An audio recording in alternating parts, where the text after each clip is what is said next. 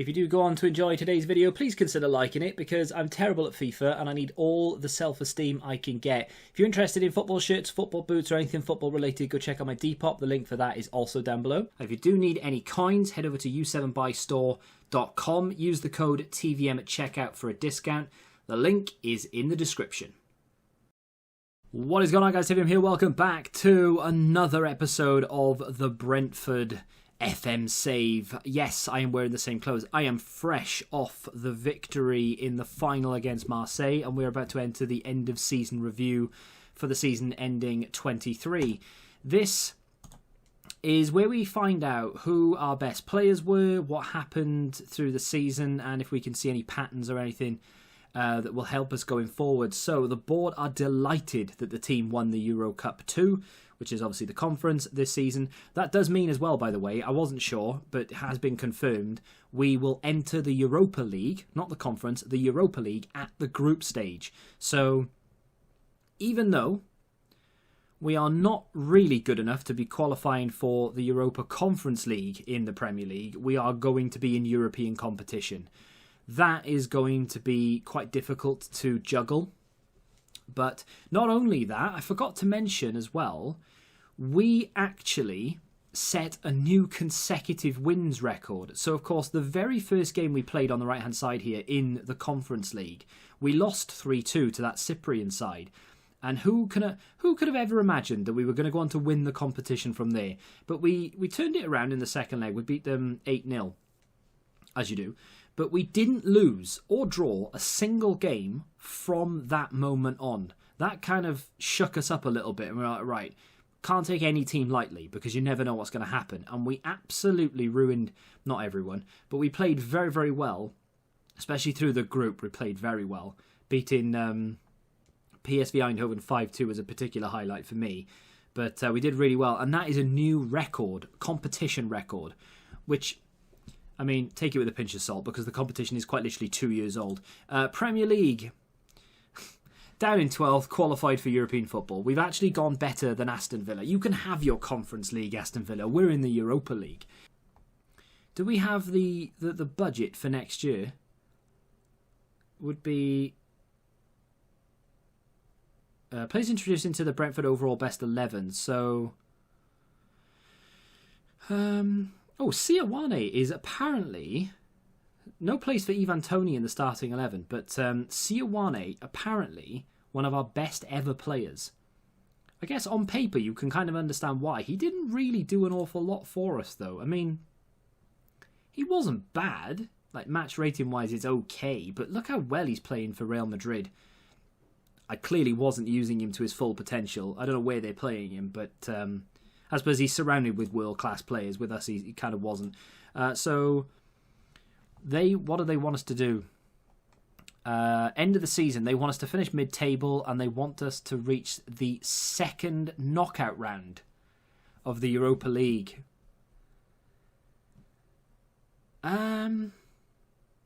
Okay, well, let's just accept the current vision because, yeah, the board have set their initial budgets and it is far better than I could ever have hoped. Decision time, really. The board have set their initial budget of 1.7 million a week for wages, which is far more than I need right now, but they've also given us 43.6 million, which is nice.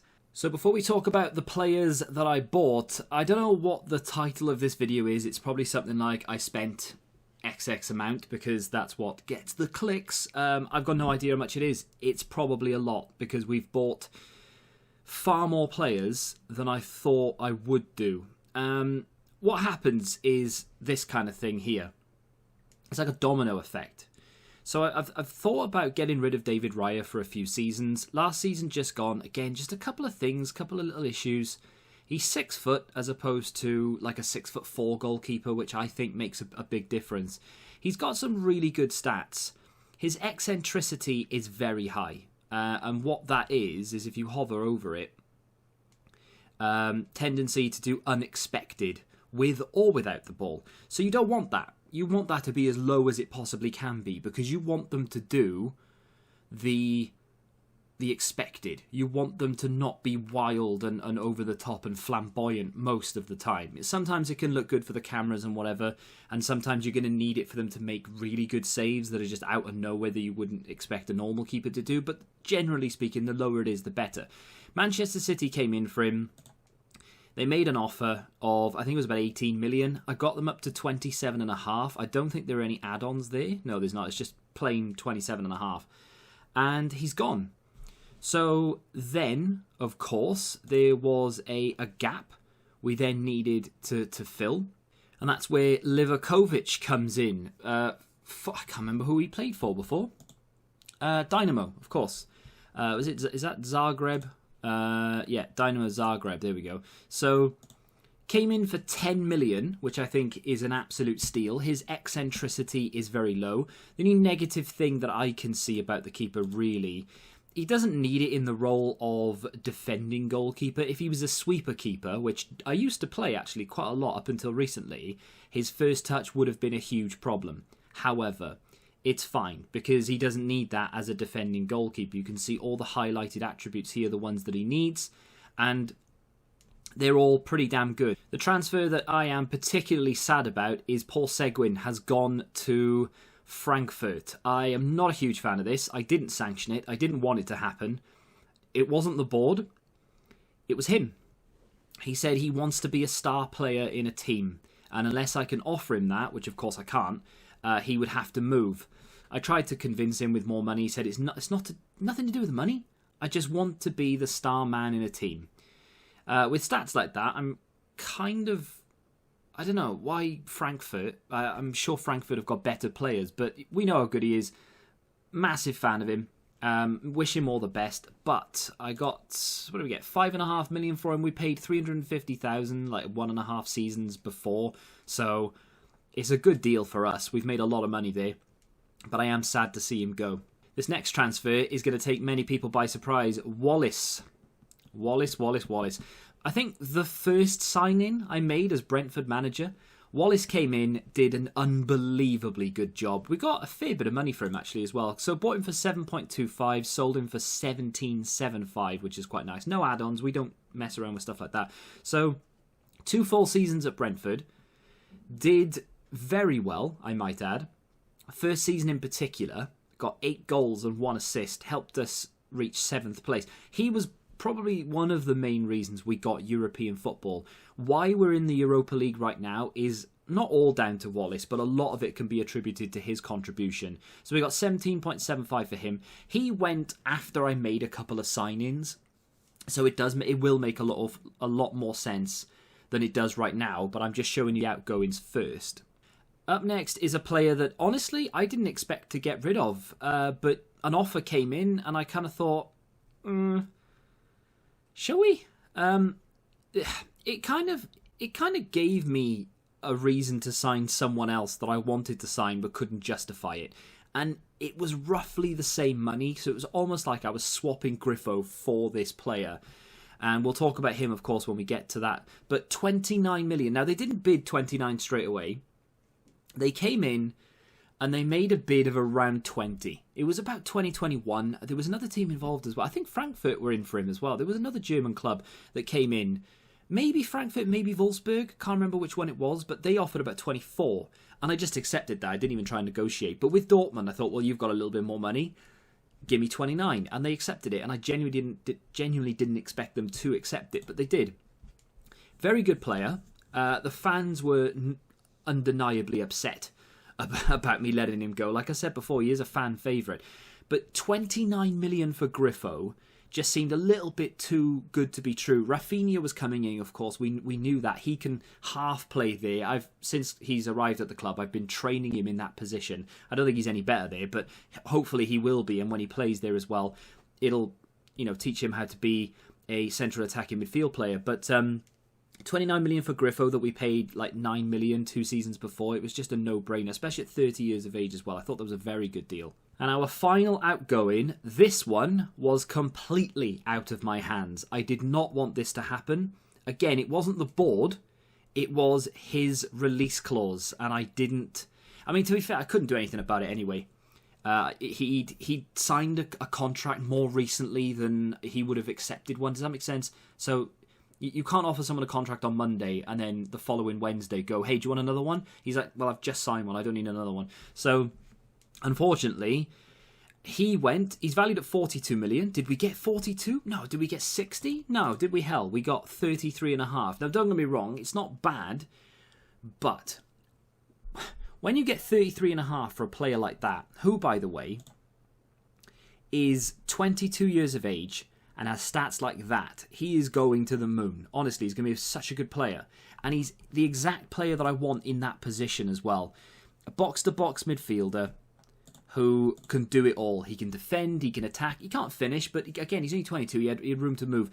You can't replace a player like that for 33.5. You have to spend more to get a player of that quality. And that's where the problems came in. However, that was the last sale. Now we'll look at the purchases.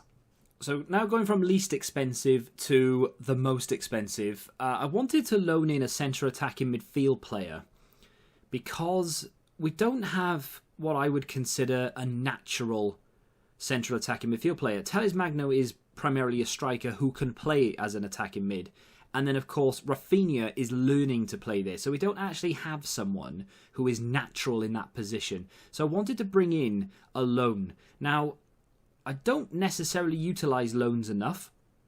Caden Clark is probably not the best way to utilise a loan because he's all right. There's nothing wrong with him. If we put the skin over the top here, we can see that where we need his attributes to be good, they are. There's not one attribute there below 12, and that is acceleration. So there's not one key attribute below 13, which I believe to be the bare minimum we need. He's got 16 dribbling, 16 decisions as well.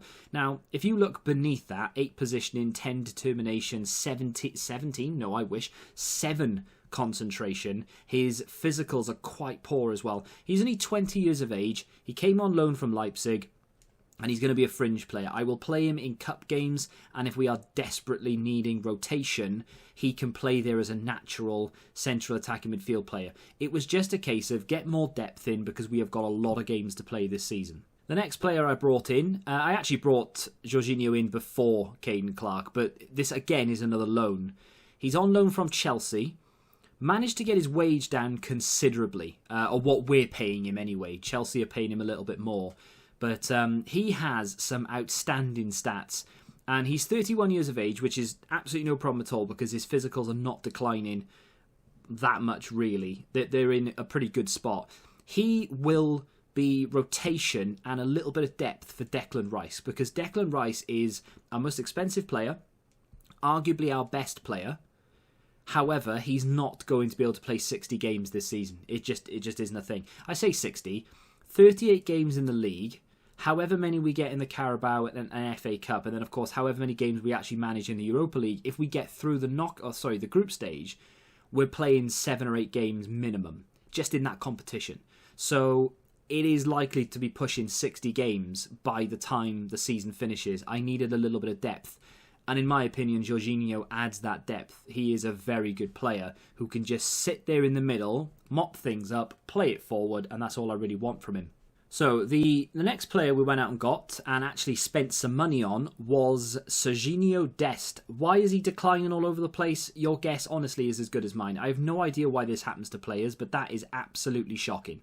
Only one stat out of the whole thing is going up, and that's concentration. Everything else is dying. I'm not sure. It's honestly like he's 37 years of age, to be honest, but he's not. I just don't get what has happened.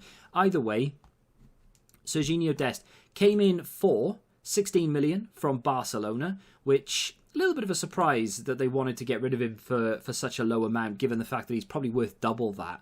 As you can see, our top end estimation is 32. We are paying him a lot of money, £75,000 a week. To be fair, in this team right now, £75,000 a week is actually not that bad.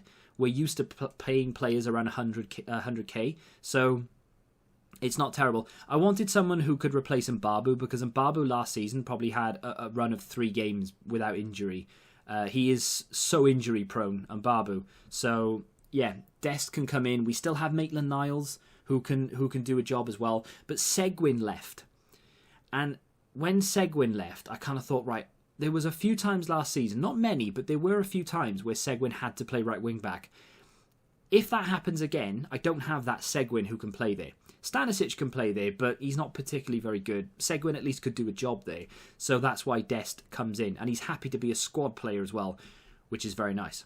What happened to Tanguy Nianzou, I hear you cry? Well, we got him back on loan again. We had an option to buy him for 41 million, I think it was. And I really wanted to.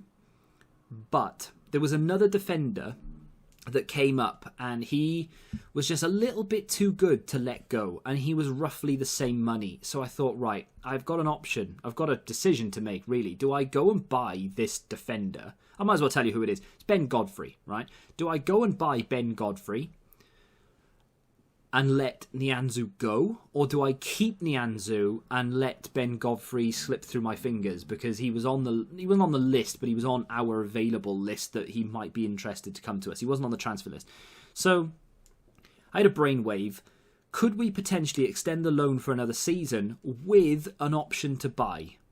Answer, it wasn't a straightforward answer. It took a lot of negotiating, but eventually Bayern Munich agreed to let us have him on loan for yet another season and then to give us the option to buy him at the end. So he cost us 11 million the first season we got him. This season, I think we're paying his wages. We're not paying anything else. So I wouldn't say it's a free loan because I don't think it's a mandatory fee.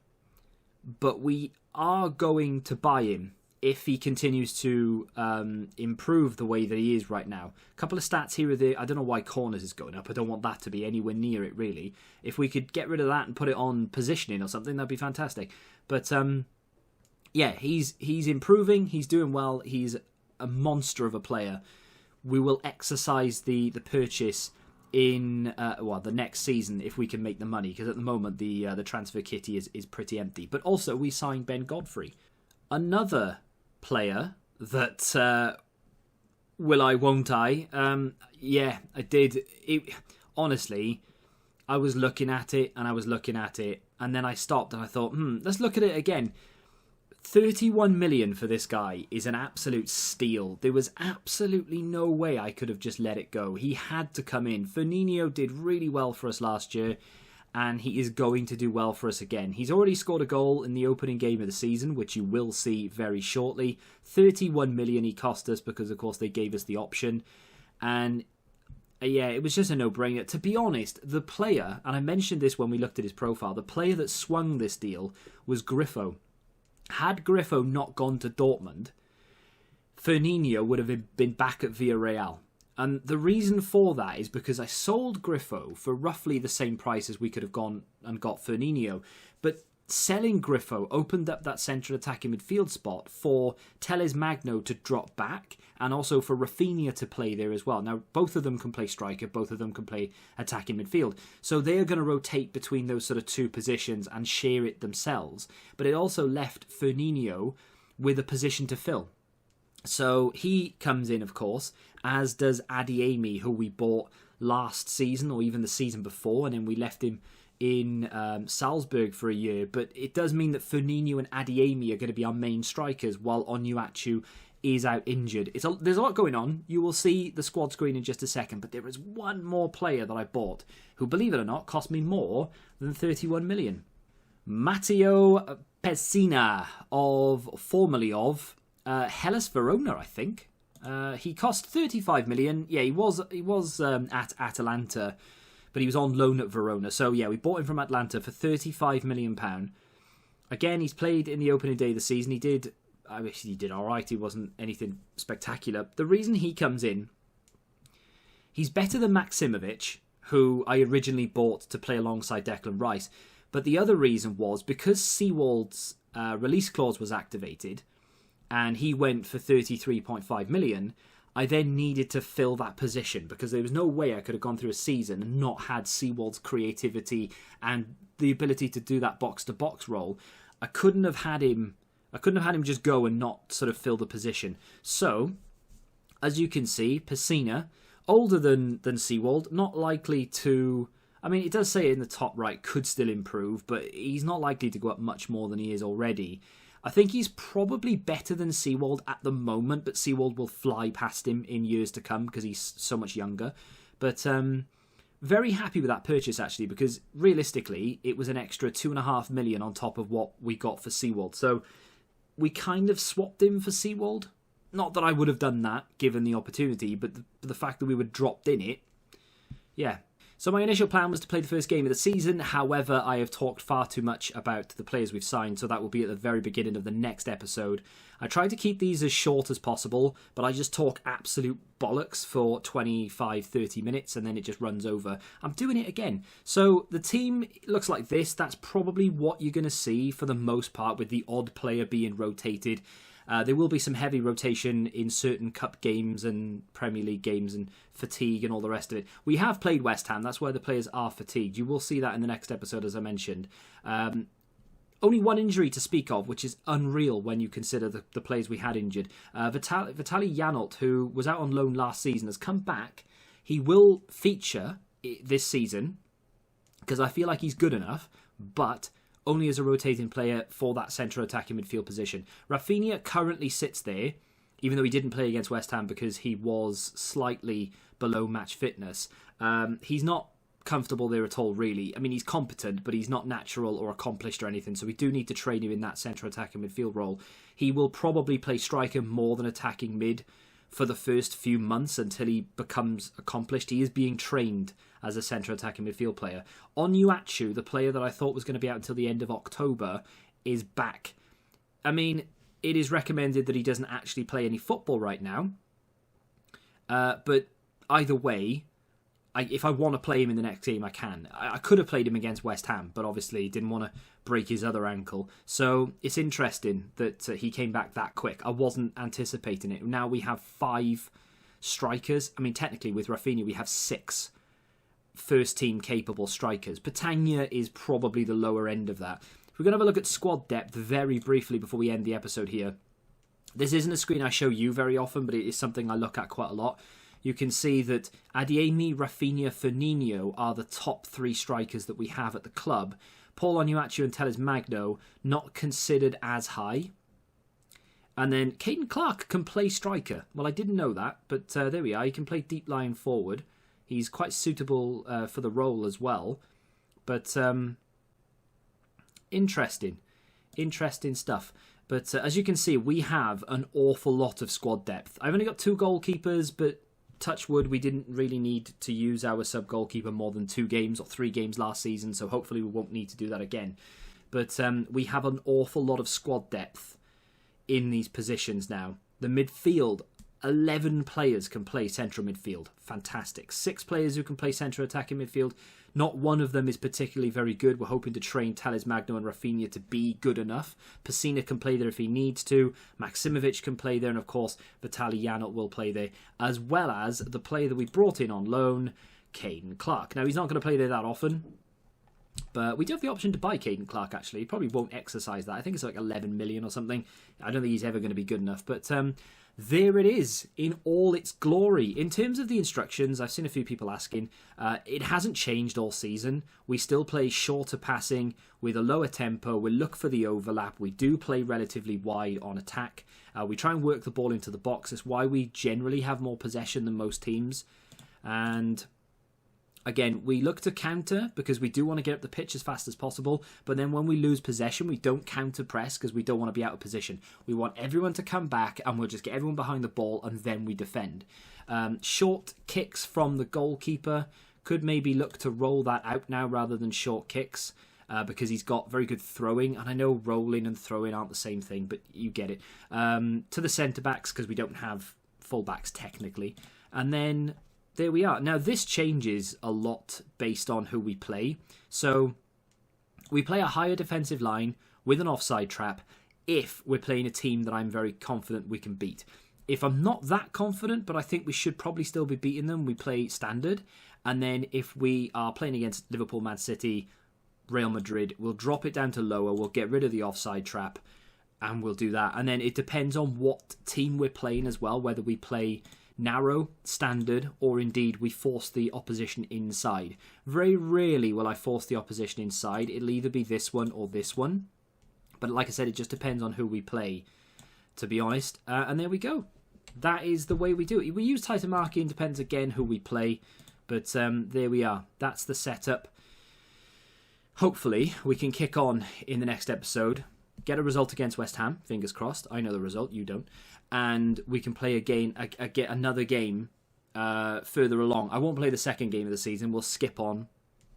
And we'll play probably a match a little bit further down the line, just so we can have an idea of where we are. And of course, deadline day, that I don't expect to have any say in whatsoever, but you never know. If a team forces my hand, there's only so much you can do. If you have enjoyed that episode, hit the like button, subscribe to the channel, and until the next time, goodbye.